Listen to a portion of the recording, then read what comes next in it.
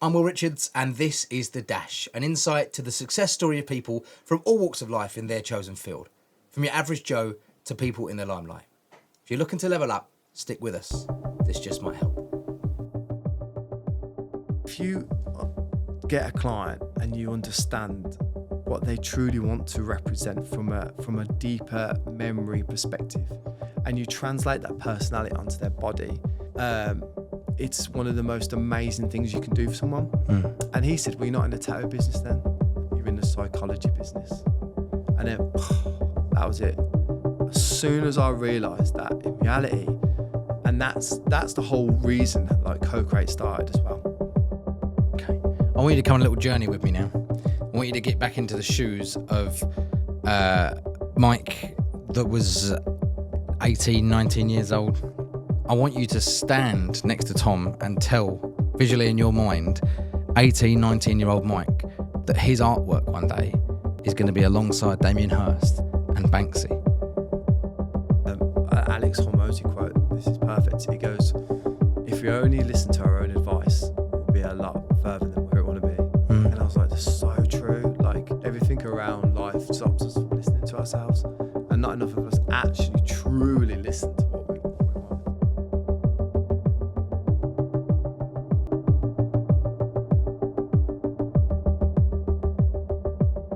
Mike, how are you? Yeah, good, thank you. Yourself? Yeah, really good, thank you. Thanks for coming in. Really I appreciate appreciate it. it, bro. It's good to have you here.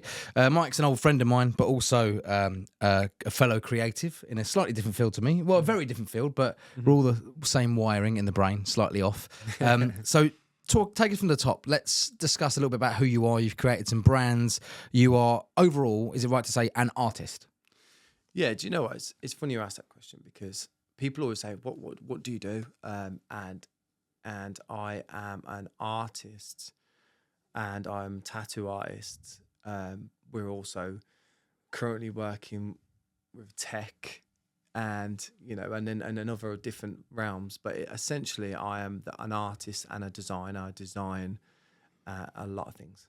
Okay, cool. So you've created a couple of brands now, one of which is more recently good. So you yourself are a brand. Mike Philp's a brand, the artist. Co-Create, which we'll get onto in a bit. You got Silent Mike, which we'll get onto in a bit. Is that everything? Yeah, we are currently working on app development to hope to change our industry from the tattoo industry, which I can talk a little bit about as well. Yeah, I'm excited to get onto that. I'm glad you said you could talk a little bit about that, because I didn't actually know where I lay with that. I was going to push you anyway. Yeah, I've spoken to the guys. I know what I can release. Okay, cool. Awesome, which is very exciting. We'll get onto that very, very shortly. So let's sort of set the scene a little bit. You started art at school level? Yeah, so essentially, like going through my years, when any creative thinks about how they started, they probably always go back to that moment in school when they would say something along the lines of, oh yeah, the kids asked me to draw this. I used to draw like Batman cars at the age of 4 or 5. I can remember this. I can remember drawing little vehicles and stuff, and people asking me if I could draw them so they could essentially have them, take them home. Yeah.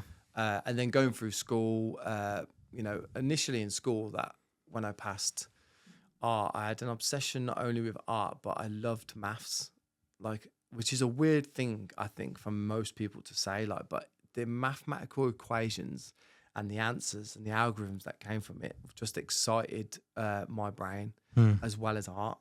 So then I actually thought in my head, because I didn't understand, because there isn't really many. Sometimes when you're trying to create something new, you don't realize, especially in school, because they often put you in a box, is that you're going to be this, or this. And so for me, that point, what was black and white, is maybe I'm an architect then, because it's structural design based on geometry and art, possibly. Right. So that's what my head went to. Yeah. And then I went to college to study art and design, which ended up being everything from fashion, textiles, graphic design, photography, fine art. And then I kind of tailored my art into the idea of graphic design. Okay. At what point and how did this transition come along, where you were doing art on computers, on paper, whatever it may be, through hand? Where did you go, right, okay, let me look into the world of body art, tattoos? It probably, again, stemmed from my skateboarding. Skateboarding is it's such a lovely community and such a good connecting community. And, being out on the streets and being with all different types of people, I think that like obviously being into like certain types of music as well and seeing people with tattoos was my initial thing. I got tattooed underage, like a lot of people somehow get through the door. And when I went to, that was during college, and when I went to university, I studied graphic design, and I spent probably 95% of my time in my room getting printouts of artists I used to follow. Like one of the guys was Thomas Hooper, who actually tattoos me now, and I would say he's a good mentor and a really good lot of knowledge. But I used to obviously have these people's art, and I put them on my wall. And then what I would essentially would do would then just if that was me doing that piece, how would I do it? So I would redraw it based on the way that I perceive it to be, and that's how I started. I teach the girls at Co-Create now to do that. It's a great way to learn. It's recreate something that's already there. And so I brought a kit online, which I would never recommend, but I did do that. Right. And so we brought from eBay, obviously, at the time, straight up China quality. Yeah. And I brought a kit online. I ended up tattooing my legs, actually. Essentially, I tattooed my leg. It's quite a funny story, actually, because I remember just sitting there and I tattooed a wave on my leg and realised when I stand up, the wave's upside down. Awesome. Nice work. Yeah. And then, but listen, sometimes you have to make mistakes and fail, to learn. At least it was your own body you did I've it never on. done a tattoo upside down on anyone else, Yeah. There's been an argument around whether it's upside down or not, for you, for them, whatever. That's a whole different ball game. Yeah. But so that's essentially what I did. And I just realised, like at university, I remember calling my mum and going, "Mum, listen, I do not love this. This is not what I want to do." And my mum's an absolute saint, and she's always been an emotional backer, which is so important in life, especially for a kid. So because if she was an emotional backer and she was a solid person, she kind of taught me to follow that love, not to. Don't get me wrong, my mum would want me to do anything like most mums do, but I always felt like she backed me on the emotional sense, and I ended up just leaving.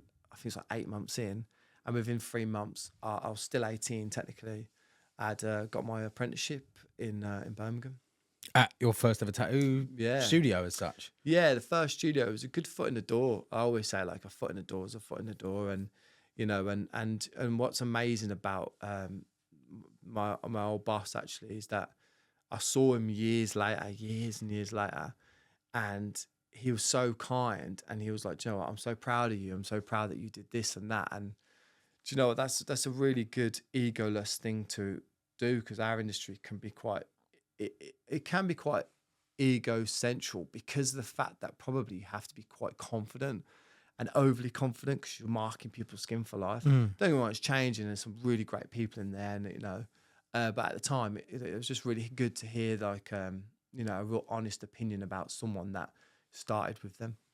How much of your mum's sort of influence on you would you say is the key to your success to date? I want to quantify that as well, because if your mum hadn't have been emotionally supportive to you and gone, "Mike, just finish the uni course. Mike, just do that instead. Oh, Mike, just, you know what? I haven't got time for this now." Where would you be at? Rhetorical, but... You know what? I never actually thought about that point. There's points in time where life completely goes left or right, doesn't it? And that was pinnacle, because if your mum hadn't have said that, you wouldn't be here, mate. Yeah. Don't tell her that, though. No, of course not. She won't watch this anyway. She doesn't give a shit about you anymore. Is what it is now. Yeah. So I always look at my mum from a perspective of like what she gave. She gave to me and my sister. She overly gave because of the way that we got brought up, and, single parent. So she overly gave, which makes my whole purpose around what I do is based on the psychology of how people feel, right? So, the way that I can change someone's perspective of a piece of art, not only on their wall, but on their bodies, And once I realised my purpose, that it was that, I realised actually it doesn't have to just be tattooing, but tattooing helped me connect and understand the energy and psychology of people throughout life. So it was a great form of doing it, but because my mom was such a giver, I think it transcended into my life that way. There's good and bad things about overly giving. The boundaries of people of overgivers are actually horrendous. So you've got to. There's a lot of lessons that have been learned throughout life, but essentially, if she hadn't been that way, I don't think I would have had the ability to be as completely free as I was. So do you know what I mean? Like, so she didn't hold walls against me. She kind of allowed me, you know, and having no dad growing up as well, that was no guide. So having no guide, but then also no walls, it actually allowed me to be free, didn't it? Like essentially like go out. It can be quite scary for a lot of people, but for me, it was quite exciting. It's really important for our creative world to have complete freedom within what you want and what you think, because you might make a decision, I might make a decision that isn't necessarily the best one for myself, but until I realise that for myself, I won't be able to grow and won't be able to progress. So the ability for your mum to go, do you know what? Yeah, cool, do what you think's right. Because again, I hate to say this, but these days, some parents, not all of you, but some parents might get that phone call from their kids saying, I don't want to do this uni course anymore. And they go, just fucking do it. Do you understand how much this costs the taxpayer, me or your mum or whatever? Because it's themselves, isn't it? It's, oh, I have done this for you. You should be doing that. But the reality is, if you give them the complete freedom, they could find that version of themselves that they're meant to be. You found who you're meant to be. You found what you're here for, which people that watch this right now are still fucking looking for. So you should be very grateful for that. Yeah. Do you know what? Someone said to me once, I think I was like 28, it was like 6 years ago. He was leaving the rat race into London. And he said to me, Mike, how come you're so wise? And I thought, I said, what do you mean? He said, well, how come you know so much stuff? How come you have this like wise head and you're only like 28? And I thought, Joe, I think it's because everything happened young for me. Like, you know, like we grew up in such a like rough area. So like when you have a life in which you have to be sharp and aware of, you grow up like instantly. And, you know, and then growing up quite quickly, and then obviously having those lessons early, having the support early, knowing that, and knowing who I was, well, not knew who I was, but knowing the direction in which I perceived was the right direction at an early age. It's actually really fucking lucky, isn't it? Because most people, like you said, don't even have the idea around what it is that they don't have a goal orientated like part of their life where they're like, do you know what, I actually just want to do this. Because most of it's built around fear, isn't it? So like our structure of life is around fear, isn't it? Like, oh no, but you better get that uni signed off for 3 years, because what if you haven't got a degree? You might never get a job. Whereas my whole life's built around like freedom. Most people would say risk, because freedom and risk are quite similar, aren't they? They are very similar, yeah. Yeah. But yeah, no, it's quite interesting when like I often talk to people about how like anyone that's gone through the structure of having a normal job, they have to abide by rules. So they come out of rule education, then in the rules they go straight back into work, and then there's rules, and then so then when I talk to people about their job, I'm like, oh, why don't you just do this? And I say, I can't, I'm not allowed, or I can't. And for me, I know, like, 'cause I've never had a job, like I've never actually had a job except for a paper round. Uphill by the looks of it. Yeah. and yeah, so it's always quite strange and different, and I have to try and understand that that's just how a lot of people live their life. It's within these rules and these boxes. It's difficult because I have quite a similar outlook to you on certain things, and I think that's why we get on so well. I think where people are fearful and trapped somewhat in what they're doing, they might not be doing what they want to be doing, whatever it is. I feel like if I suggested the answer or advice or whatever I think is right to do, you come across as arrogant or potentially ignorant to their attitude or whatever. But the reality is, like, you're just trying to help somebody, trying to help somebody else. And this takes me on to the driving force behind things. Now, I believe everyone has a driving force behind something. For me, this podcast was somewhat a level of grief. Some stuff happened to me in life, lost loved ones, and this sort of built the desire to make this work. And I was like, finally, I understand now why I've got to do this. And obviously the pinnacle of the dash is it's not the year you were born or the year you die. It's what you did with the dash in between. That's why it's called the dash. So for me, selfishly, that's my driving force. I'm trying to figure out yours, because your mum's been a huge influence to you, whether you know it or not. I'm not sure you do. What's your mum's name?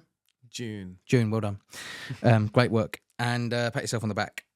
Now, that ability to say, which I think is rare, do what you think's right within reason. That's just what she's pretty much said, and supported you through that, has given you the green light to get what you want to do, right?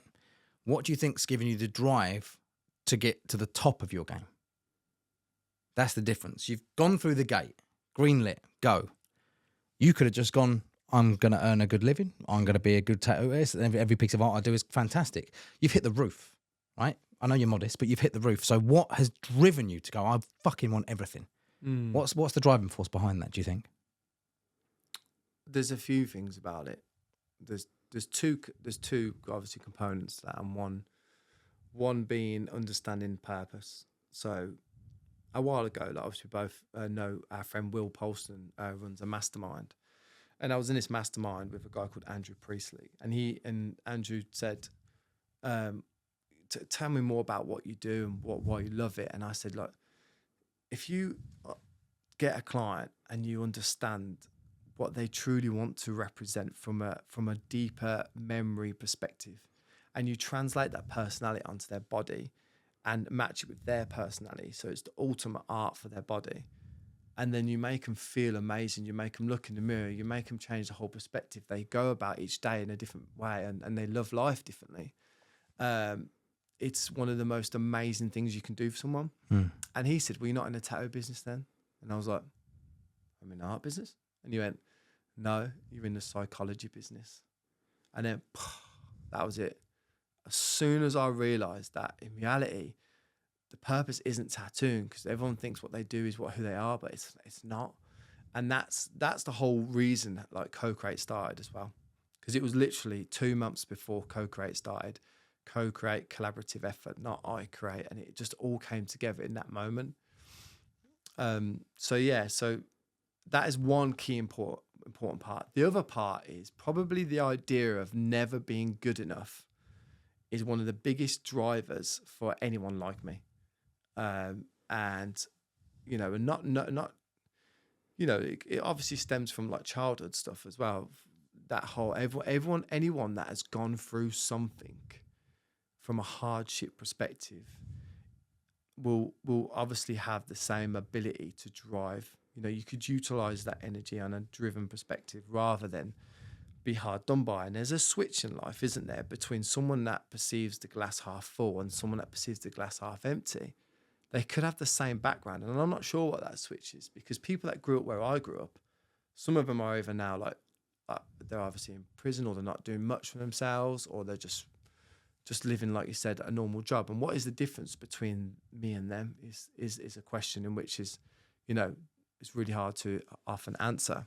Okay. There's a lot of people that might know you that are watching this and all know your work, watch this, and be surprised to hear that there was a stage in your life, and maybe still now, where you believe you're not good enough, or you were sadly encouraged to believe you weren't good enough. Where do you think that stems from? Well, imposter syndrome is on another level, which is obviously essentially someone being told they're not good enough.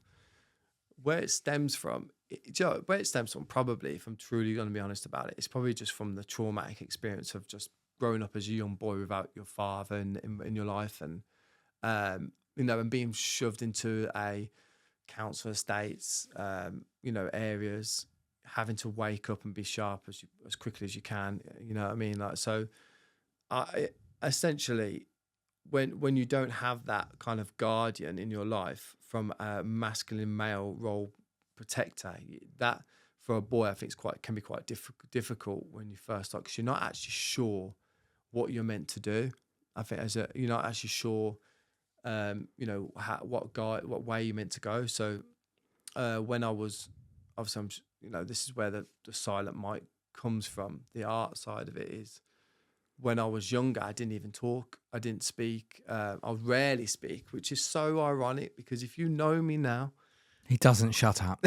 If you give me something, I'm gone. Like, you know what I mean? And which I quite like the irony around it. But up to the age, I remember speaking to my mum the other day, and I said, "Mum, like what age was I pretty much like silent for?" Like, she was like, "I don't know, about like 16." I'm like, God, that's so many years.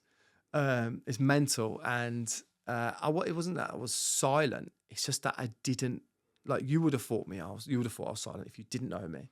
No chance would I say. Quite reserved, out the way, head down. Extremely quiet. And if you started to know me, I would talk a little bit. I actually don't even, when I think back in my life, I don't even remember talking. Do you know what I mean? Like, I don't have a memory of me. Oh, I said a word then. I always have a memory of me observing life. I was just watching life. Those are my memories. And then it wasn't until obviously I kind of got out there a lot more. I was skateboarding, and then when I was skateboarding, because there was two mics, they just called me Silent Mike, and that just started from then. Okay. We need to set the establishment here with Silent Mike. Silent Mike is actually an arm of you. It is a business in itself, right? So talk to me through Silent Mike. What exactly is Silent Mike? Who is Silent Mike? So last year when I started my art, essentially not art career, but I guess art on wall, on canvas, we were talking to a lot of the PR team and some of the gallery about my life and how it was, and obviously that conversation came about, and like, that's a great art name, Silent Mike. You know, what's that? Is it Silent Mike? Like, you know, it's a really good art name. But at the time, there was a lot going on in my life, and for me as well, like I felt like it wasn't who I am. Like it wasn't. I know, but I'm not silent, and that's not who I am. But in reality, recently, when I'm going back over it and we're pitching it from a deeper perspective, and this is what true art is about, is to understand the artist. And as a creative, you have to be able to allow someone in. And that's hard sometimes, because allowing people in sometimes is like literally destroying all walls in which you had. But what it's given me is the ability to understand why I see things from a different perspective, because everyone always asks me, how do you see that? How do you do that? What are you doing here? Oh, that hurts my head, right? And for me, I just fucking love it. Like, and understanding the fact that I spent like 16 years of my life being silent, observing, understanding energy and perspective of an art, visual studies, not just filling the world with noise from my mouth, essentially. I would just take everything in, has given me a complete different superpower to what an average human being probably has. I love that you've said superpower. I love that, because that is a way to refer to it as well. It's quite nice to watch your journey. I'm just envisaging it now. So you had a childhood without a father masculine figure. And I touch base on that because I'll come back to it in a second. You have little memory of talking when you were younger, but you have a vivid memory of drawing, memory of the Batmobiles and whatever it might be. You have a vivid memory of observing and absorbing, which again is a creative's outlook on things, because, you know, if you, for example, a lot of people like people watching, you're an observer, you like taking things on board. It doesn't mean you're necessarily an artist or a creative, but we all love that sort of thing. So you're absorbing everything. And you have made the conscious decision at a young age, up to the age of 16, observed everything, found your love for art. Art has become your outlet. The observation and skill from not having a father figure and taking everything in rather than talking out loud has meant that you now create something for every person that you work with, and that is a masculine figure. And that's, I feel, what you have done. You've taken what you missed as a child that you didn't have. You've realised and channeled how to make it something for everyone. And you've provided that art in several different forms, where if you don't want it on your skin, you can hang it on your fucking wall. So you have taken what you didn't have and perfectly channeled it up to the age of 16, 17, 18. And now the next 40, 50 years, good luck to you, we hope, you're going to continue to grow as that outlet. And I questioned you earlier on, what's your driving force? And I think that might be one of them. Yeah, mate, completely, isn't it? Like, it's quite interesting that you said that, because someone said to me the other day at one of the shows that we went to, he went, it's quite, like, I look at your stuff and it's quite masculine. And I was like, that's interesting, because a lot of art is feminine. Like, they all say sex sells, right? You know, there's a lot of art out there, when you really do look at it, could be quite vibrant colours. It could be like the female body or lips or whatever it may be, you know. It's like the word beauty. Beauty is feminine, isn't it? Yeah, things that are beautiful exactly. are feminine. And, you know, a lot of my work has like male sculptures in there, images of like pinnacle people from a very masculine, protective kind of, you know, like personalities, actually, which is quite interesting, but at the time, because I believe that sculptures are like a moment of time as well. They don't outdate. You could see a sculpture from 1,000 years old, 10,000 years old. They all have the same moment of time and skill. that is kind of put into them. And I think that's one of the most beautiful things as well, to hold that kind of timeless piece. Like, because I often design things from a timeless perspective. Time is actually considered, because in fact my like tattoo clients will essentially die one day, so will the art. So Wow. so when I do the art on them, I'm projecting art for the next 50 years, and I'm creating something that evolves and molds to their organic form of their body that I know will eventually die with them. So which is fantastic. Not that they'll die, but that I love the way that you've curated art based on a time frame, basically. So how do you work it out in your head for the pieces that you would hang on a wall? Well, first of all, they're obviously going to outlive us, which is interesting. Fingers crossed. Yeah. So after understanding the kind of style in which I created, which was involving the idea of realism, because realism, when something's real for us to understand, like we can, like, as psychology goes, like if you're looking through imagery, like say tattoo imagery, and you can see eyes, like we relate to eyes, our eyes attract to eyes. So that's why animals are really good, faces are really good in tattoos. And that's one of the reasons why we're actually attracted to that when we like the tattoos. So I often went through my period of time just doing a lot of realistic stuff. And then when I started to understand myself more and understand my art, I started to involve geometry into the realism. And I essentially came up with this style called georealism in the tattoo industry. And it was just a combination of geometric and realistic patterns, but not just like taking one style and putting that. Generally, it became one style. So like my geometric pattern work evolves inside the kind of realistic stuff in several layers. So is this, for example, you have the mandala over Apollo? Essentially, yeah. So this is a great idea. So with tattooing, like I'll use different levels of grey tones, and then I'll use your skin tone, and then your skin tone will fold through the grey tone. So it's very like, it can be quite trippy, because that's the hard thing to understand, but I can see that really easily. And then when it comes to like the pieces, like for example the Apollo piece, that the way that evolves again through time. Now this is built onto 2 layers of wood. So say you've got this image, and then within the second layer, it actually has another layer that has all these shapes cut out of it. And then each corner is painted on one of these pieces gold. So this is one of my good friends, Stuart Pankhurst, actually one of my clients as well. He brought this piece actually because he felt like, which means a lot to me, because he said he feels like he's been on a journey with me throughout it, because he was a good mentor throughout it. And depending on the time of the day, the sun reflects off that and beams gold across it. Shit, okay. So like if the sun was rising from here, it would then reflect inside and then beam the gold across it here, and then equally the sunset. So depending on where you put it in your house, because I know he's building an extension on his house, and he knows exactly where it's going to put it, because he knows exactly where the sun's going to rise, and it's just going to change their perspective again of how they feel. Again, it's the purpose, isn't it? Like, how is that going to make them feel when they see that? And like, when the sun rises and the sun falls, that perfect golden hour, it's a great time, isn't it? And imagine that reflecting off beautiful art in the right position. I love that because it's so natural as well, natural light coming in. I love that sort of shit. Okay, cool. You're going to make another one? Because right, let's, again, I've mentioned a few times Mike is very modest, but I'm going to get onto something now. Can I talk a little bit about the show you mentioned earlier on, who you're going to be up against next to? Yeah, so like we're what's really cool about the gallery that I work for, they deal with their art investors as well. So they deal with loads of art. And essentially we've got another little event coming soon, and I know they're looking to sell artists' work.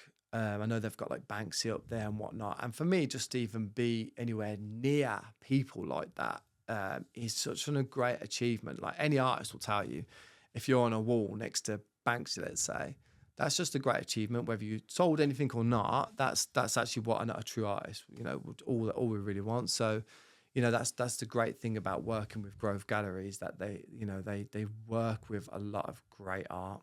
So the car show, because you're too modest, I need to frame this a little bit. There's one of the events that you're going to be at soon, which is going to have some really nice cars at it. It also has a couple of mega artists at it. So you've got Damien Hirst, world famous, and Banksy, world famous. No one knows what they look like, but world famous, right? And in between those two is going to be your artwork. Yeah, essentially, there's a few good artists that, like I said, what's cool about Grove is that they obviously sell a lot of art from different perspectives and different artists.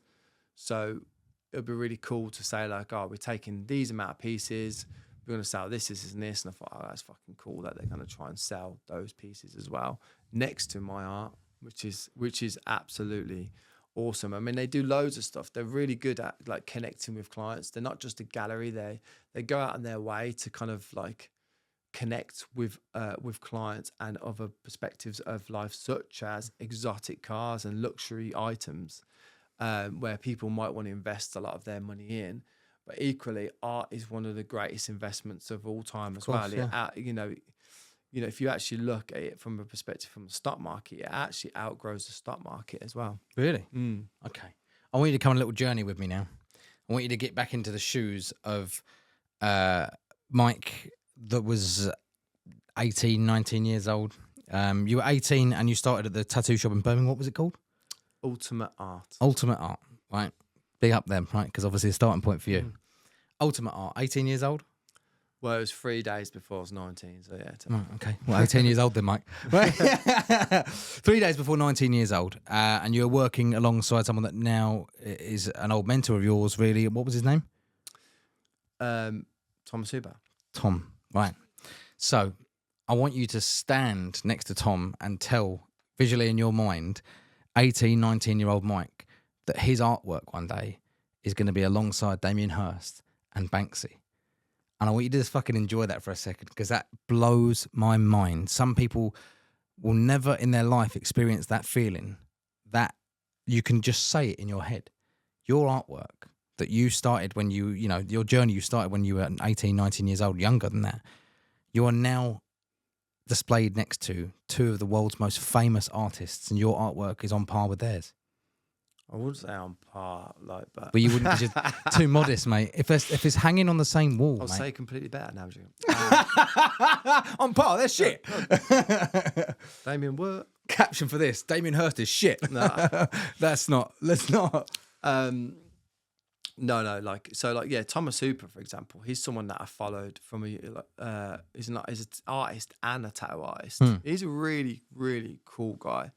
And he essentially was one of the first people that, when I was in university, I spent most of my time, 99% of the time, having all these pictures of these different tattoos on the wall. And then I would think to myself, how can I recreate that in my version? So I would then just spend all my time drawing tattoos. That's all I did.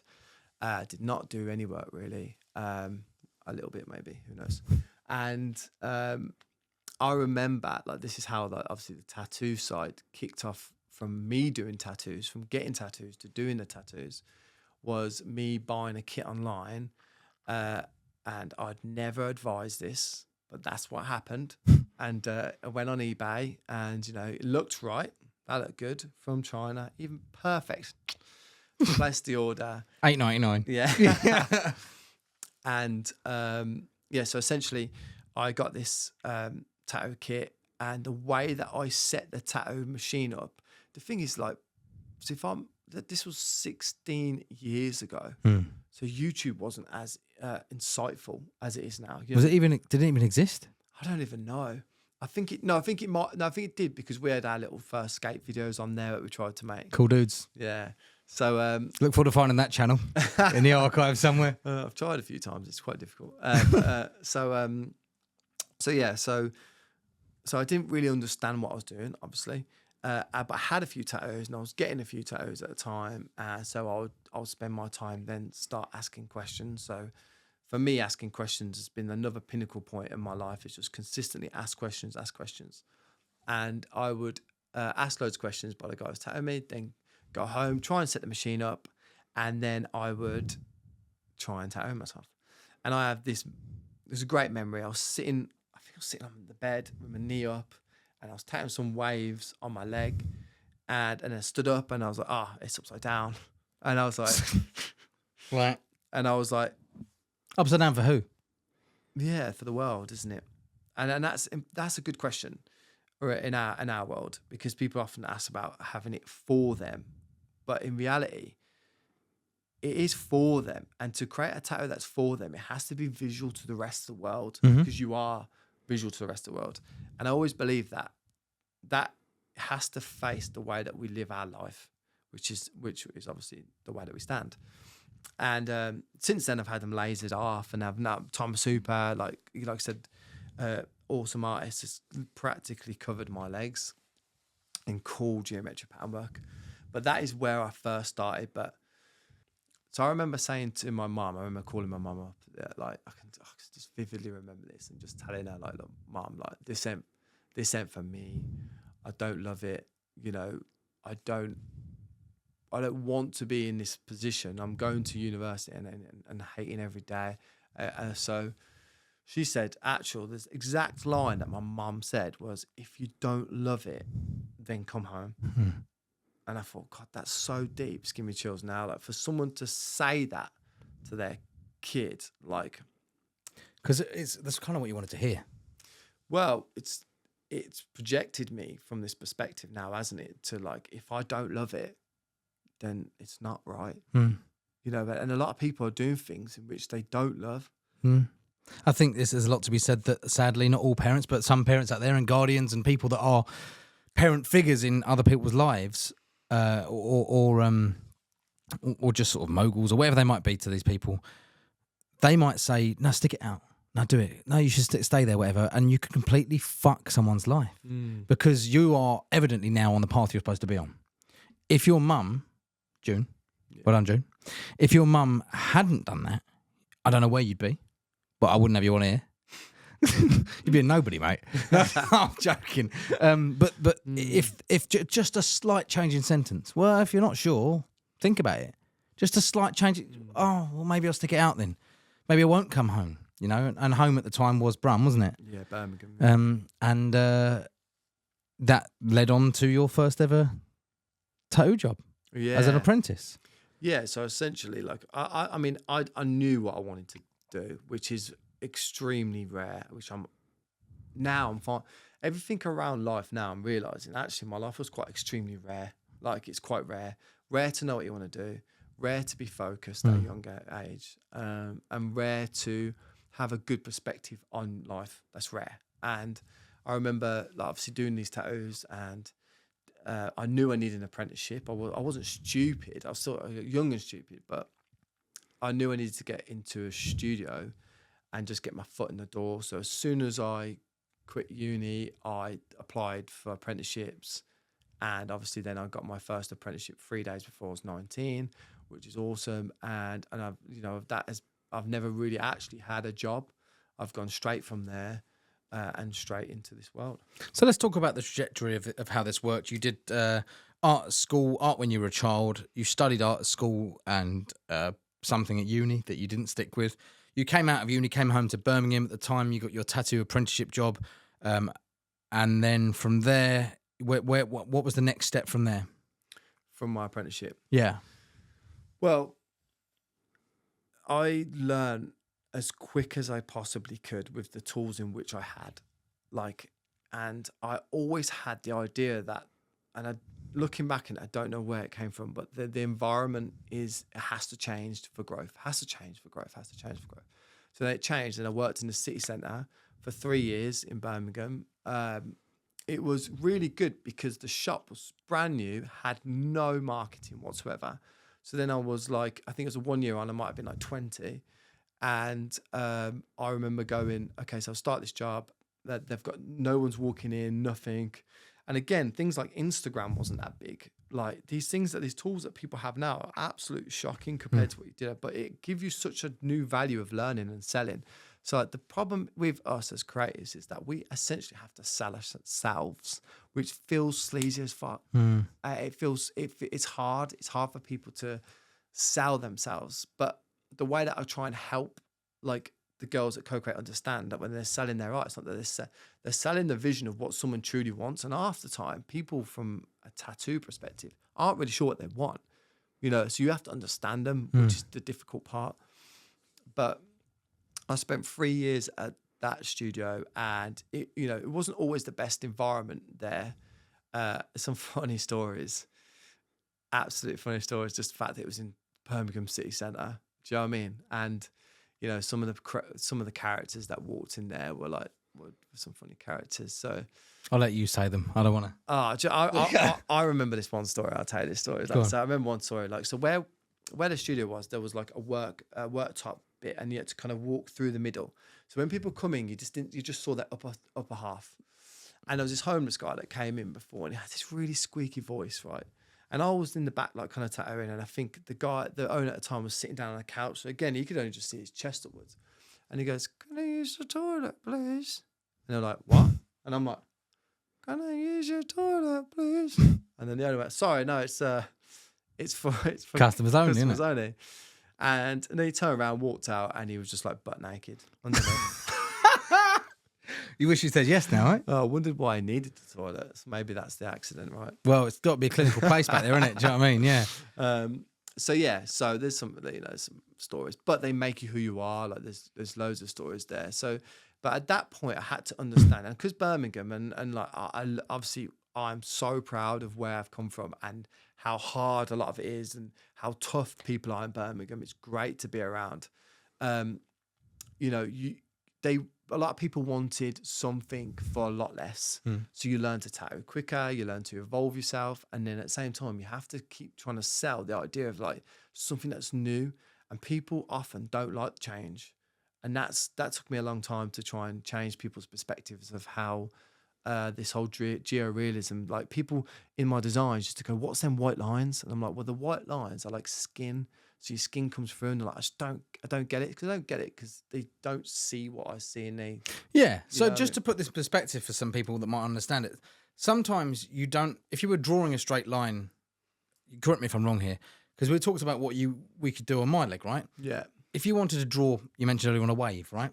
You could tattoo the outline of a wave, or you could tattoo the background and leave the skin bare, and the skin becomes the wave. Is that right? Is that what you're saying? So that's your sort of simplistic form, yeah, exactly. From the perspective of your tattoo, the wave. The wave's a really important thing for me, actually, and the theory behind it is quite important for me from a daily reminder. When you told me about the wave on the phone, I was sat here as well. Oh, really? It's funny, isn't it? Funny how things go full circle. Yeah. Yeah. So essentially the wave and the way that the water works in the sea, the swell of the time, obviously, like we all go through these deep, dark moments, no matter what perspective you perceive it to be. Like, it depends on how you're born. I always say, if you're born into wealth, to lose money is probably the most horrendous thing in your life. If you're not born into wealth, you lose money. It don't matter if you've been there before. It's normal, right? It depends on your perspective. So everyone can feel the same though, right? Even if they're born into wealth or not.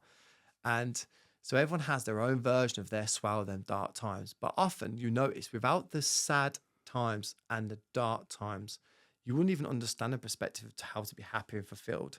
So knowing that this is a dark time, people say hindsight's a beautiful thing, but why can't we harness the idea of that we are within that time?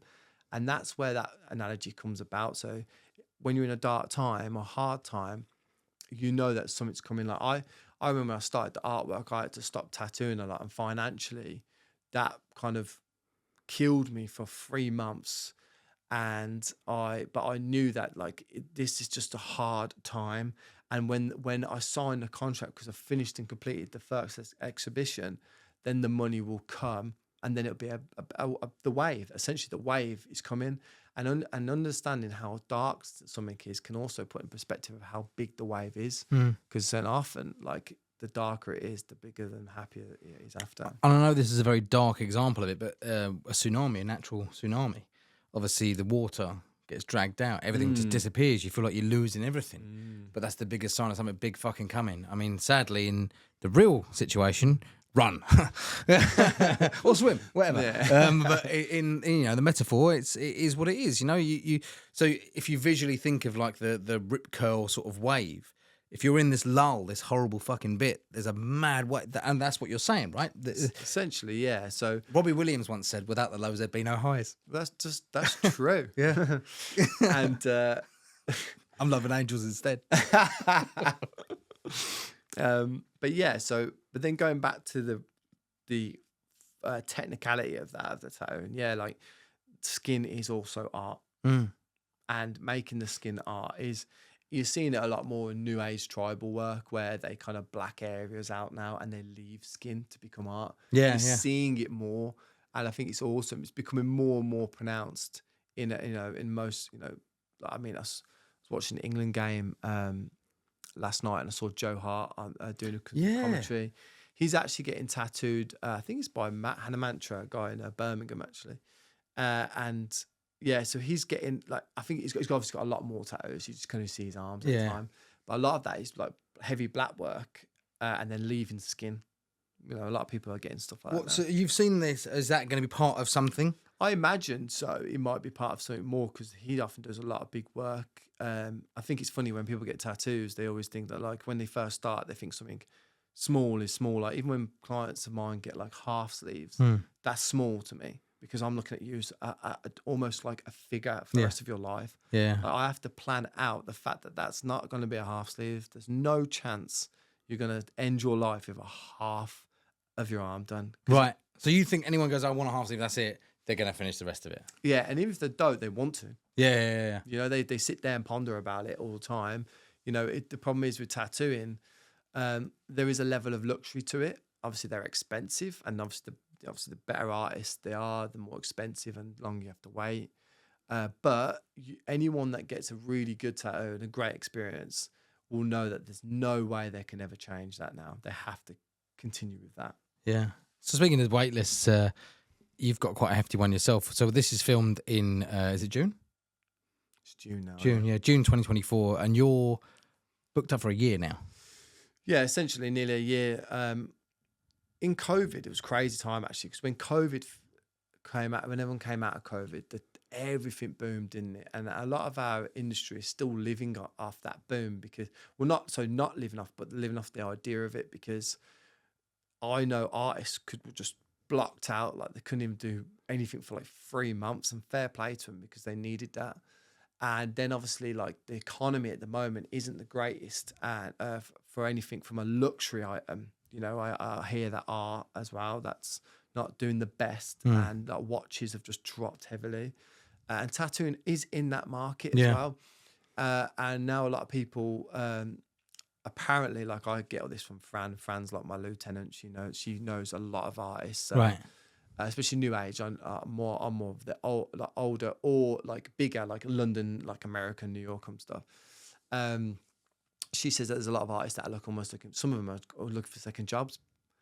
For me, actually, I just think if you're really good at what you do, then you'll always be working. Yeah. Like if you're like an awesome electrician or plumber, there's no chance of it. But these days, it's not just about talent or just about being good at something. It's about having the whole experience and being a whole entire good person. Like, people don't really want to invest their money in a prick. If you're sitting there for 7 hours getting tattooed and you can't stand this person, you're probably never going to go back. Well, you've got to connect with the person, haven't you? I think that's a big part of it as well. I'm going to ask you a couple of questions for people that might be looking to get another or their first ever tattoo, or people that have got, admittedly, some people have got this, I say, sort of jaded outlook on tattoo because previous generations before them have said, oh no, you don't get that done, that's tattoos are a no-no, smoking's a no-no, blah, blah, blah. What happens to 90% of the kids if parents say don't smoke? They smoke, right? So anyway, if somebody was sat watching this looking to get their next piece or maybe even their first piece and they're unsure what to do, what would your advice be? And I know it's a tough question because it all depends and it's all subjective to what they want to get, but I feel like I want to say don't just Google and go, that's cool, let me get that. I'll tell you a story. It's like a simple version of some of the theory around what I do. Yeah. A long time ago, a guy came into the studio and he said, I want a sleeve. Not too sure what I want, which is the great way to start because an artist, especially at Co-Create, we are there to help. So we sometimes get messages of work that we wouldn't do. And then we help tailor the right artist for them who doesn't even involve in our company. We just want the better version of what they deserve, right? So he came in and he wanted to represent his children and how he feels like he's a protector of his children. So at the time, like obviously David Beckham has transformed our industry. You've got to like put your hands up to him. He's a good-looking chap. He smashed it out in football. Everyone fucking loves him. Do you know what I mean? And he's covered in tattoos. So like a lot of people get inspired by his stuff, like the Guardian Angel tattoo. Just He is your David Attenborough, isn't he? yeah. and I respect him for that completely because you need that. And nowadays, how many footballers have tattoos? Do you know what I mean? It's weird. It's almost getting weird to a level if you haven't got one. Yeah. So, but the history of tattooing is really interesting because it's been around for thousands of years. But anyway, so he came in and he wanted this Guardian style tattoo. His daughter was called Lily and his son was called Leo. So he was like, look, I'm thinking a lion and a lily. I was like, okay. And then maybe a guardian angel to look over and whatever. I said, okay, but like, tell me more about him. Like, tell me about him. And this is the most key point for me and my clients, because obviously my tattoos and the way that I express the art is from a deeper perspective. And I know not everyone wants to do this because some people just want a rose or they want this, but it's always good to encourage someone to understand it because this is the reason why tattoos should be in everyone's life. Right. So tell me about the personality. So Leo, little nutter, like the younger one, he's just a little boy. Like if you've got a little boy in life like I have, like when they're like 2, 3, all they're trying to do is almost like killing themselves, like jumping off here. You're just saving their life. And he's an aggressive little boy. And Lily's like the older girl who takes care of Leo essentially, and almost like she's a bit of like a protector, but she's also very calm, but tames him. That tame was an interesting word that the guy used. Tames Leo. So I essentially create art where he's got this aggressive line because he's a male as well. You can represent certain animals and certain themes from a more aggressive, powerful perspective. Yeah. And he's got this really cool line on him, and then you've got these lilies that almost wrap around this line and they're taming the lion in the image. Okay. And then you've got these vines that come up and they wrap around this like male sculpture. Yeah. That's almost like the guardian angel, but it's more of a male, masculine perspective. So that is the sculpture is the dad. Yeah. So then I love that shit. Right. Okay. do you know what I mean? So then that just changed everything. Yeah. Like, yeah, you could have got this, yeah, you could have this. But it's like when someone says, I want my partner's name or my kid's name, I'm like, yeah, but the name means nothing.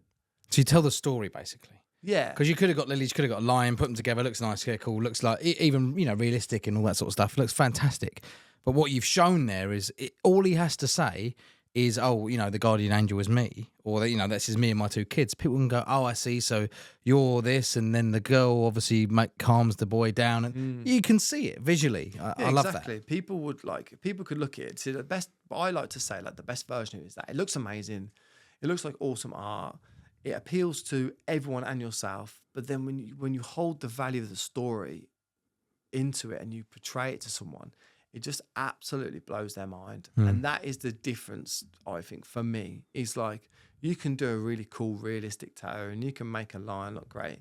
But if you can add story and personality to imagery to speak 1,000 words, I think that's the perfect version of a tattoo. So in essence, if you were to say anything to somebody that was looking to get their first or another tattoo and they want it to be an incredible piece, whether it's something smaller or larger, whatever it might be, would it be right to say that the answer is almost make sure you work with the right people?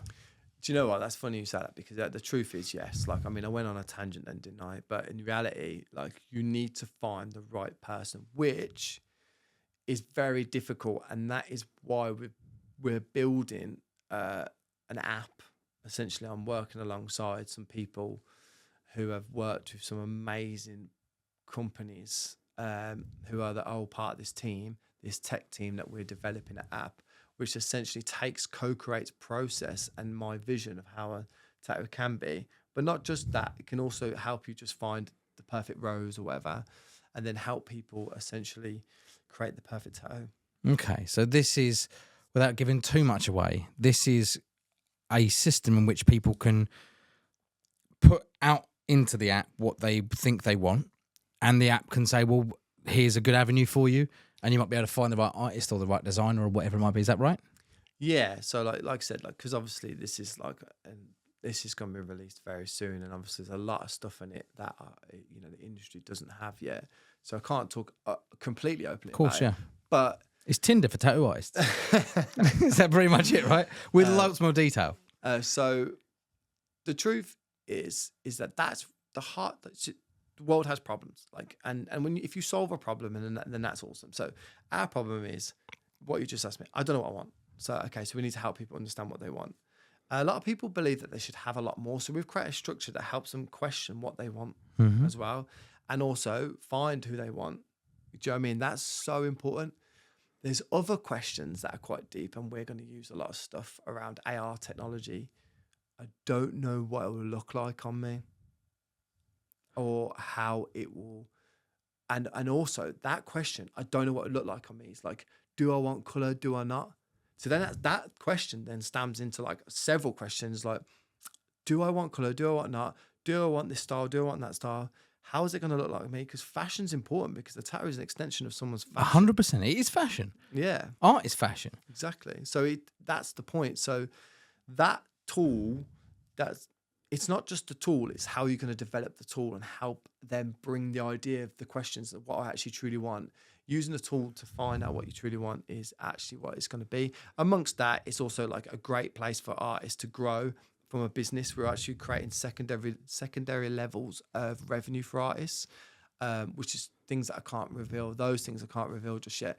But those are just tools, because the problem with us as tattoo artists is that we only make money, and a lot of people don't realize this actually, we only make money when we're sitting in the chair tattooing. In reality, our minds are like working 1,000,000 miles per hour. We work in the morning, we work at the night. And I mean, if anything like me, you work 24/7. And then reality, then we prepare it for you. And then you look at it and then go, oh, how much do you charge an hour? And it's like, you don't actually truly understand. Like, like a day rate's quite important, interesting. Like, because when people go, so the consultations, the designing, the back and forth, and then the stenciling and getting everything prepared, depending on what type of artist you are, a lot of people put so much effort into that to then get very little reward. And I wanted to create a world for our industry where we felt safer and we felt like we had a little bit more, not power, but the ways of creating more revenue for us, and create a better industry at the same time. So there's a lot of tools in there that we're looking to help artists for as well. I don't want to encroach too much more, but one question for you, because you kind of touched on it here. Is there going to be an ability in this app to take some art and visually put it on yourself so you could see what you look like with that art on you? Yeah, I mean... Maybe. Yeah. Might be, might not be. The thing is as well, like obviously like Sam, my partner in this, he's a machine, right? Yeah, he's tech god. Like it's funny because this is the perfect relationship, right, in business. So I'm like, there's Oscar Wilde quote, we're all born in the gutters, but some of us are looking at the stars, right? That is me, right? And it's always been me. And I'm visualizing the idea of like a few things. Again, I can't really talk too much about it, but I visualize 10, 20 years, 20 years. I'm like, okay, how are we going to perceive that from an artistic, tattoo and whatever perspective? And then Sam's like, well, that's not possible right now. And he's like the lasso on my foot, pulling me in, but he's actually creating that perfect middle ground where I'm pushing him and he's holding me down. He's saying, well, that's not just ready yet. And then so his logical kind of, he always says, I'm not being pessimistic, and he's not. He just likes to say that I'm not. And I said, no, I know you're not. You're actually like, you're grounding me. Yeah. Grounding a creative with somebody that also wants to make things work is like this beautiful. I mean, if you're the reindeer on the sleigh, you don't want to just fire off, but he's just sort of holding it back enough. So you're both progressing, but at a smarter pace, because you and me both know as creatives, we haven't got that fucking analytic mind that people like Sam have got. Can we touch base on what Sam has done before? You've mentioned it before. Yeah. So essentially Sam, he's worked with companies such as McLaren, which for me is like obviously an awesome company. And he works in a team, and he basically can transform anything from the idea of understanding your business better from a technology perspective, also to grow in new tech and writing code. And for me, some of the stories he's got, it just blows my mind, because to him it's like, I just did this and it saved this or grew this, and I'm like, Yeah, but to me, that's like when people look at my art, they're like, that's mental. To me, that's mental. And that's why we make such a great team. It's, we both have these algorithms in our head that shoot off in different perspectives. But they work so nicely in harmony. Exactly. And Sam was one of my clients, actually. This is how we got to know Oh, each really? other. Yeah. So Sam, years ago, perfect story, went through getting a tattoo in Birmingham at one of his studios. And this is the way that the industry works for some perspective. So he spoke to a receptionist, and the receptionist said, well, this guy's going to do your tattoo. I think this is how it went down. He then just showed pieces that they were going to do, didn't really plan it, didn't really think about it, didn't think about the shape of the body. He ended up getting a tattoo, long story short, and having the whole thing removed laser. Oh, shit, okay. And then going to me and asking me about it, and then just helping him along the process, about how many sessions he needed, what's the possibilities. And then we got to know each other on a deeper level, as you do when you spend time with people you tattoo. And then I got to know what he does, and then, back and forth questions. And I think, we did his arm, and then we did his chest. He's got this amazing eagle across his chest with this cool pattern. You'll see it on my profile actually on Instagram, like this cool pattern running through it, which enhances the shape of the male structure. And it just looks awesome. And he's got little pieces of red in there. So essentially that's how I met Sam. And then when we were talking, Sam loved co-create as well. He's like he was a fan. He was great. He loved what we were trying to achieve. And also, like, what I've done for him was to give him what he needed and what he deserved. And then before you know it, we were like going back and forth, and then we started creating the idea around this app that would do it just for the company. And then I thought, Sam, like, someone's mentioned to me, like, your studio, like, winning awards, giving people this great experience, blah blah blah. How do you maximize this? And I said, well, the truth is, you don't. How do you populate the world with that? You don't. There should only be like there's 2 studios right now, and that's just all it's ever going to be, really. I imagine. I have got hopes and dreams for something bigger, which I'm working on.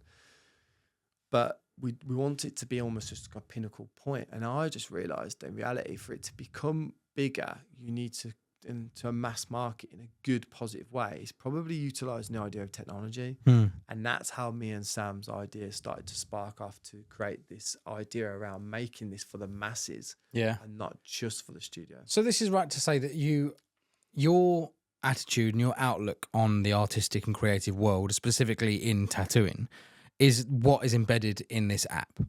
So you are delivering a little bit of Mike Philp every time somebody uses that app. Yeah, like without like.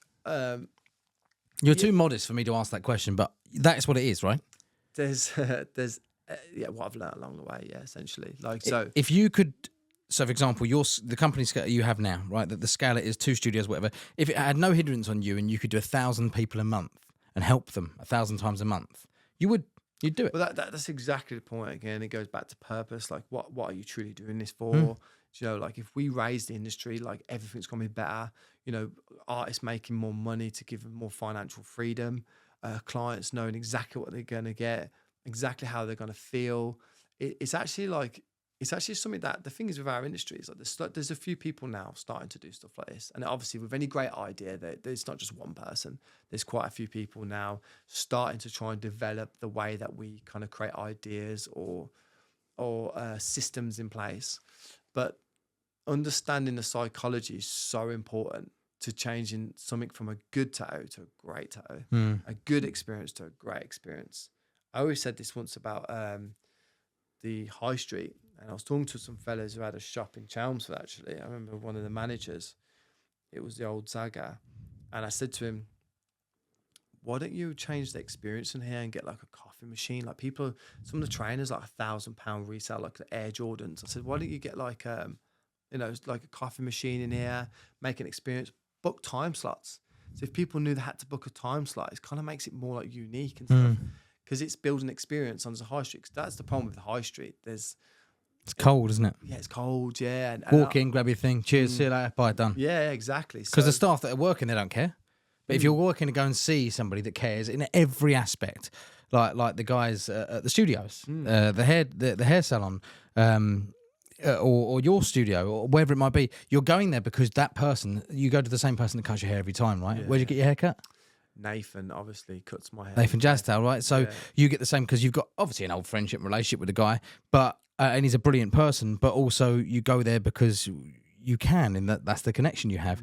So if people can create that in every aspect, and that's why personal shopping exists, you know, but it only really exists for your likes of your Harrods and all that sort of thing, because premium buyers go in, oh, hello, Mr. Such and Such, come on, yeah, we'll look after you today, because they know that they've got money to spend. Whereas here, no one's created that yet. But I think, well, did that come into fruition then? Did they do that? No, I don't. The guy, I'm pretty sure doesn't even work there anymore, the manager, and I don't know the owner anyway. So no, I don't. Nothing's happened to that. But it's a shame. It's an opportunity there for you. If you've got a business that's a retail clothing business, get time slots booked in. Yeah, I just think there's so many things out there at the moment. Little mini apps, like little barbers use all these little cool apps, and you can add these additions.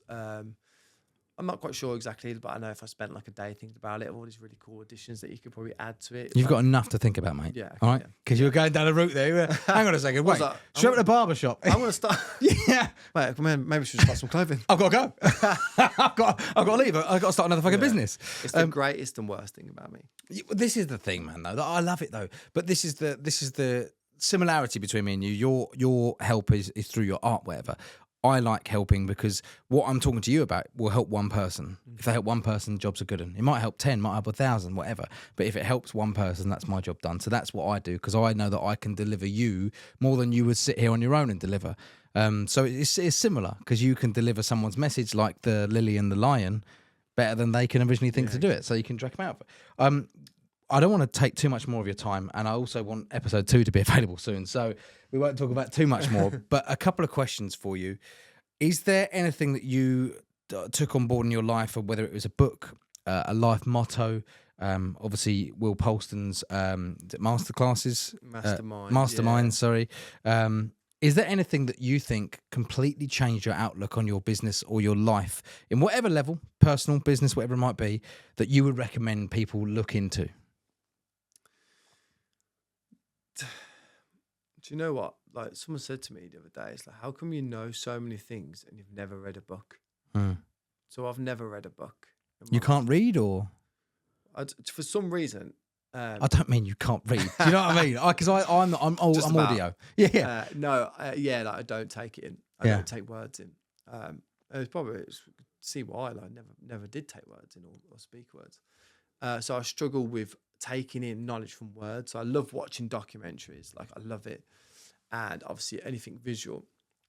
But there is one thing I read once, and it was a really interesting article. And I don't know why, I just never forget this article. And it was Vice magazine wrote an article, and it was someone turning 30, and it said, advice my 30-year-old self would give my 20-year-old self. And some of the things in there were like, travel to unexpected places. But there was a really interesting one about time and value in time. And I believe that for some reason I have this obsession with time. So that quote there was, never be late for someone, because that just shows that you don't value their time.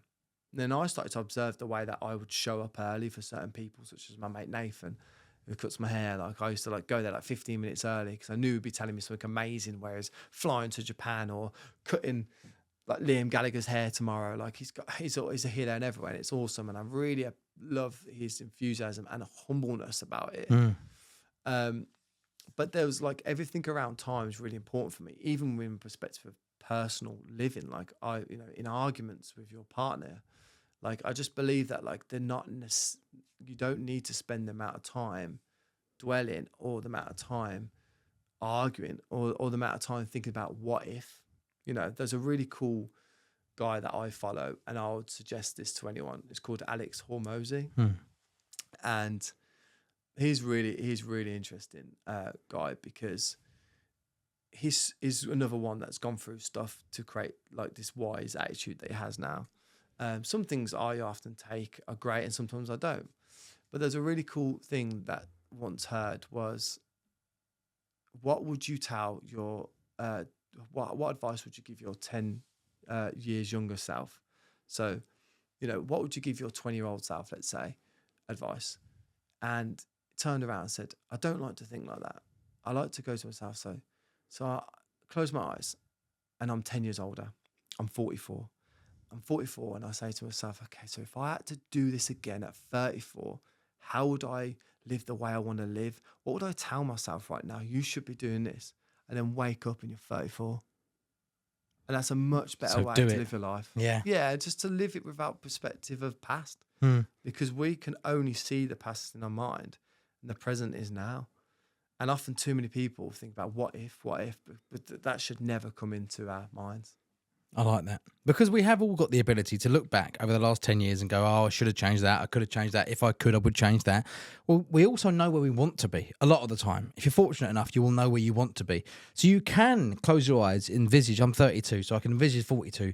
Where do I want to be? I want to be X, Y, and Z. Right, okay, cool. Well, what do I need to do? I need to fucking step this up. I know that for sure. I need to do that. I need to do that. So I have the ability. We all have the ability to go, do you know what? I know what I need to do. I just haven't had the conversation with myself to go and fucking do it. And that's the big difference, you know? That's the big difference. It's interesting. Alex Hormozy quote, this is perfect. He goes, if we only listen to our own advice, we'll be a lot further than where we want to be. And I was like, that's so true. Like everything around life stops us from listening to ourselves. And not enough of us actually truly listen to what we want. I think too many people are scared of what society thinks of them. I'd rather people thought I was an absolute piece of shit that tried rather than I didn't do anything and I was a lazy motherfucker, you know? But thankfully, things are going all right. Do you know what I mean? Right, a couple of closing questions for you. Do you have a life motto that you live by?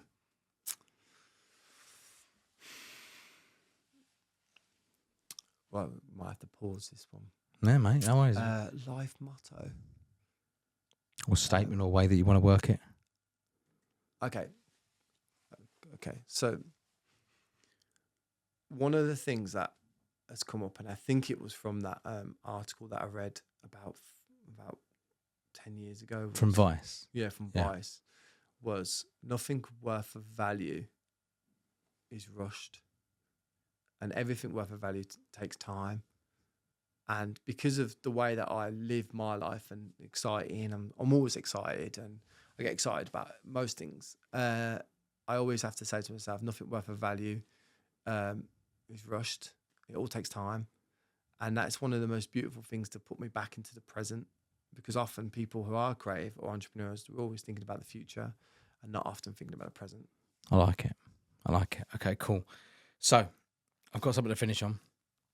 A couple of things. Obviously, there's lots of different arms to Mike Philp and Co-Create and Silent Mike. So what is next for? Obviously, you've got the app coming out. Do you know a rough date? End of the year. End of the year. What's next for Co-Create?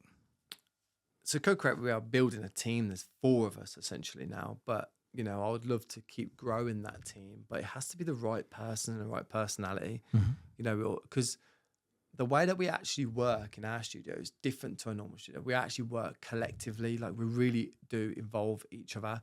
We even work with each other. Sometimes actually, you know, Fran or Lauren or Jess might even do like some of the emails and for different people and just like to help connect. So it creates a community within not only their clients, but each other's clients as well. So everyone's part of each other's journeys. Yeah, I like exactly. That. Yeah. It's, oh, you're the person coming in for that piece. Yeah, it was me that emailed you last week. I love that. Yeah, that's exactly what it is. And that's perfect. So right now, Co-Create's we've just hired, obviously, another artist, Jess. So we're a bigger team. We're 7-day week shop in Chelmsford. And so I think initially for Co-Create, my biggest dream would be to create a studio that's slightly bigger, that involves everything that I've spoke about and done, from the art, place to get good coffee, and you know, place to work on the tech and development and design, and then tattooing. That is one of my biggest dreams, is to build a building essentially that houses everything around Co-Create. I look forward to seeing you on the next episode when you talk about your plans for it, because it will come in very, very thick and fast. What's next for Silent Mike? So this is a complete rebranding essentially, but it's not. It's actually who I always was meant to be. And what's really cool about it, because the original art pieces have my Mike Philp art signature on it. And this is quite an interesting I guess in maybe 50, 60 years time, we look back at it and go, there's a moment where like it was almost like now I was being true to the power behind the art. And if you've got an original from before, there's a different signature on it. There's a different moment of time for the artist as well, which I actually absolutely love. And now the idea of being true to what Silent Mike is, the pieces have so much more purpose around the silence of it. So the next, I'm going to be doing another exhibition that I don't have a date for yet that we're pulling together. Obviously, we have the car show, but there's no exhibition date for an actual show for myself yet, because I'm building a collection which involves the idea of the art questioning you. Okay. So my art essentially will have mirrors within it, which makes you question the voice. Okay, you have touched, I won't say a thing, but yeah, you briefly touched base with this with me about this the other day. Okay, cool. So I think the most important thing for people right now is, where can they find all of your things? Obviously, Mike Philp on Instagram, right? Is that right? Yeah, Mike_Philp, PHILP. And from there, you can also find Co-Create. In time, you'll find the app and Silent Mike. Yeah, exactly. So like that initially that page evolves around me and everything I do, which is probably the greatest page to follow. Co-Create Tattoo obviously has its own page, website. The app will link to Co-Create as well. So the word Co-Create is really important. Something that's someone should always remember. Because it's not only the vision, it's also a great brand name. So anything along that line. So Instagram is probably the best, because for us it's visual, isn't it? Like life is visual. So an Instagram is an app built around visual. It's ideal for your line of work, really, isn't it? Oh mate, it's perfect. I think it's harder now. Like it's harder, and this is the reason behind the app, is because the app it's not just the system. It's also going to help people get more work and showcase themselves, which we don't have anymore. Instagram now, like we should all perceive Instagram as a paying in. You either pay in your life with your time, which most people do. They scroll and they like and they reshare or whatever, or you pay in with money. That's the decision, is that, well, what do you want to pay into social media for? And for me, it's a bit, majority of it is just, it's a bit of both, but I don't like to spend too much time on it because I feel like it takes me away from life. Yeah, exactly. I think we've got to find that nice balance, because I think social media will land in a place in the next couple of years where people find a good balance. I think overall what we forget is social media boomed out of nowhere, and it is juicy, and it's just full of all the stuff we shouldn't fucking look at all the time. So, of course, naturally, we're going to go, I want to see more. I want to laugh more. Like TikTok. I fucking love TikTok. Scrolling. I'm just sat there having a shit, just going, this is fucking incredible. It's like the funniest newspaper in the world, right? And that buzz will die. And it is already dying for me, because I'm now focused on work. But TikTok, I haven't stopped watching. It's changed. My algorithm has changed. It's less of the dances and the comedy. It's now looking at other people's camera shots, people's artwork, people's tattoo, because the TikTok search bar is a really big search engine now. Because if you fancy meal prepping for a week, you could go on TikTok and meal prep ideas, UK measurements, and it will come up with a full list of things, and people going, this is how I made that, whatever. It's a great tool. Yeah. That's the difference, isn't it? Because there's tool and there's life in it, and obviously a lot of people make it life, but it's hard for us because most people promote their work on Instagram. That then becomes this hit of dopamine. So it's life creeps in and scrolling, and what they call it, the death scroll or whatever. And we've all been there, and which is so interesting that we are all human, right? That this technology is all like, there's, if you get away from it, you feel quite free. But actually, the other day, actually, weirdly, I was in a little while back now. I say over the day, it was like probably ages ago. I was in Costa, and I remember waiting in a queue, and I remember just going bang from my phone, like instantly. Social anxiety, right? So it's quite cool to observe yourself, and so realize that like your little human body isn't actually your consciousness and your mind. Like it's all different things, right?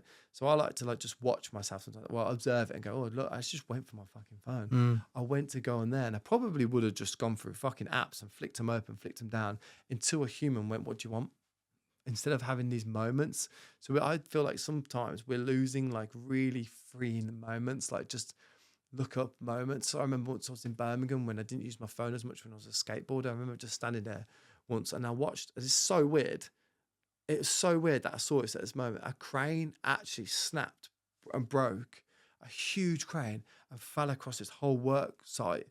And I was like, how crazy is that? Like, I was just there and watching it. So it's such a crazy moment in time. Yeah. That, I probably wouldn't be paying attention if I was on my phone. It's just Not necessarily that it's a good thing that to was see. a great but- one. No. Yeah. It was interesting. Here's something for you to think about, right? I had this conversation the other day, and it's something that I'm not saying is my outlook now, but I am questioning it. Social media is an escape, right? So a prime example, you're in the queue. None of us, even though it's instilled in our blood in Britain, none of us like queuing. We're stood there just fucking waiting. So obviously the go-to is phone out, scroll, right? That's what you observed yourself. You didn't do it in the end, but that's what you observed yourself. Now, is it so wrong that we do that? Or is the reality that the reason we're so engraved in this is because we're escaping what we don't like? I think So is the answer then, right? Don't worry about how much time you're spending on TikTok or whatever the platform is. Worry about why. I think the problem is we live in a society where everything is now, Mm. and that you realise, actually, going back to that quote, nothing worth a value is worth rushing. Nothing comes tomorrow that's valued as high as fulfillment. And the problem with that is that we can get like, protein shake. I ordered next day delivery. It came next day on Amazon. Just had to get the gym in there, didn't you? Doing all right. Yeah. Problem is Yeah, I'm all just, good. I'm just really fucking All tall. good. The problem is, and now we have these apps, these dating apps that kind of like, they've built in the idea of the dopamine hit with the left and right. So we're thinking now dating's quick, and actually a true fulfilling relationship. Don't get me wrong, like when you actually truly connect with someone, you can connect quite quickly if they're the right person. But you can't create a truly fulfilling relationship like overnight, and you can't create an amazing career overnight. But the way that we can just flick to another video, or flick to that, or order this, that, or next day delivery on ASOS, or left, right, there's a date. It's created a mentality where we don't understand the value of time. Mm. That is my only. What needs to change? The apps and the speed we use it, or we need to catch up? Awareness is the truth, and moments. Like I would like the idea of like school teaching meditation.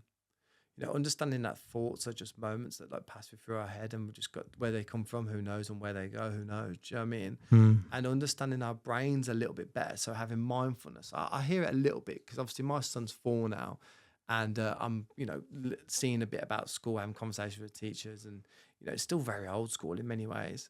But it'd be really cool to kind of like embody the idea of what an important relationship is, and also with themselves and their mind, instead of, because our version of awareness now is, you might have depression, and I don't really like that. You might have this, or you might be this, or you can be this, or whatever. Like a kid doesn't really know who they are. Mm. They should never be told anything.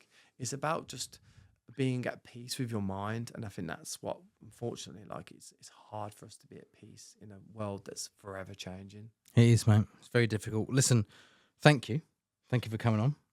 We've got so much more to talk about, so we're going to have to sit down at some point again, which seems to be the case, but I can't make 3-hour-long episodes. Yeah, I get that. So I think there's just one last thing to do, really. I'm not sure if you've seen the Dash book before, have you?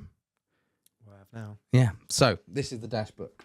This is a book in which you can write your life's favourite quote, motto, or a question for the next guest, or just a rhetorical question for anyone. That is it, pretty much, mate. So you have your own time to fill that out whenever you want. Pen's there. But yeah, for now, mate, thank you very much. Mate. Appreciate it. Thank you for having me. No worries. Mike Philp, ladies and gents, make sure you check him out on Mike_Philp on Instagram and see lots of things coming very, very soon. We'll see you on the next one. Cheers, mate.